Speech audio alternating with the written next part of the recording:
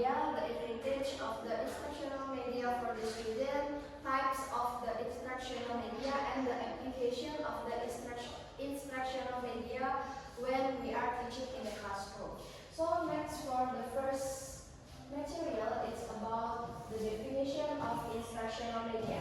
Based on the Rahmi-Jati 2020, instructional media is a tool used by teachers to explain material in the classroom, which is anything that can be used to stimulate children's thought, attention, and feelings to encourage.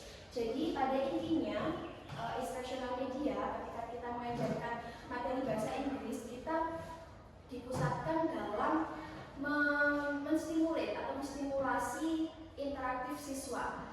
Jadi kita tidak hanya menyampaikan materi di dalam kelas saja, tapi kita juga mengimplementasikan instructional media ini sehingga siswa itu dapat interaktif dan juga aktif. Next. Nah, yang kedua ini adalah advantage of the instructional media based on some researchers. Jadi di sini ada beberapa keuntungan dari instructional media berdasarkan para peneliti. Yang pertama adalah instructional media enhance and facilitate learning, leading to faster and enjoyable learning. It based on Chuma at 2008. And the second is instructional media can attract students' attention more so that it tends to stimulate learning motivation, make subject matter clearer and more meaningful by Baidawi at 2016.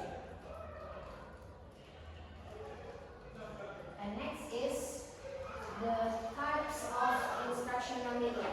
It based on the Sukmaningrum at 2015. There are 7 types of the instructional media. For the first is reality or the thing itself, and the second is pictures, and the third is course book, and the fourth is boards, and the fifth is projector, the sixth is audio, and the last is computer-based technological application. Jadi menurut Sukmaningrum pada jurnalnya yang pada tahun 2015, beliau menyatakan bahwa ada 7 jenis media induksi. Yang pertama adalah realia. Realia itu adalah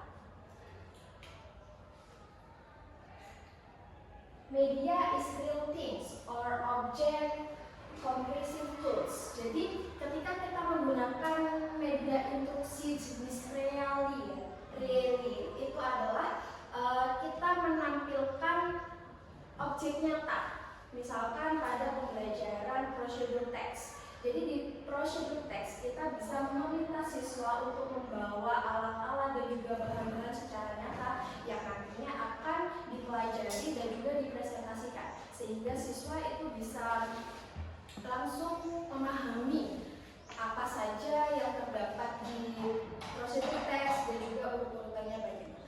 Nah, itu juga lebih memudahkan siswa dalam mempelajari dan juga memahami teks prosedur tersebut. And the third is course book. Course book is a form of print media. It contains material or verbal information through print and can also be used as basic instructional guide by the teachers. Course book ini sangat umum dan juga sudah sering kita gunakan dalam buku pelajaran tersebut, yang mana di situ sudah terdapat banyak materi, banyak kegiatan-kegiatan latihan soal dan lain-lain. Next is boards. Black or white boards is the most common media that is used in the classroom. Boards atau papan, kita biasanya menggunakan papan tulis berwarna putih ya, yang mana nanti siswa akan menulis ulang di bukunya. Terus misalkan kita menjelaskan another material, misalkan patterns of the grammar, itu kan kita menuliskannya di papan, dan itu sering sekali kita gunakan medianya. Terus yang kedua adalah proyektor. Nah, untuk proyektor biasanya itu kita gunakan ketika kita menampilkan video visual, audios, magnetic or sound tracks. For this audio recordings is usually we use where listening section.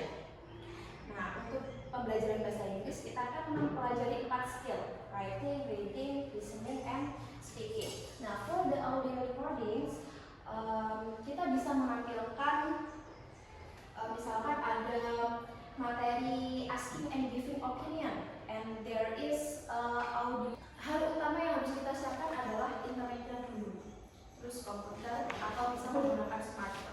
Nah, ketika teman-teman menggunakan instructional media yang terakhir ini, kita bisa menggunakannya lewat smartphone dan melalui aplikasi Quizzes.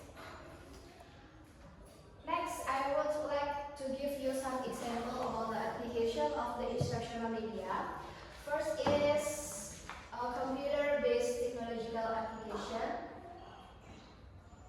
Teman-teman bisa masuk di Google Chrome masing-masing, lalu mengetik webwheelsofnames.com. Nanti akan ada muncul tampilan seperti ini. Nah, berhubung saya menggunakan materi comparison degree, jadi ini kotak yang di sebelah kiri berisi adjektif, yang mana nanti kita meminta siswa untuk maju ke depan dan pick one of the random adjective.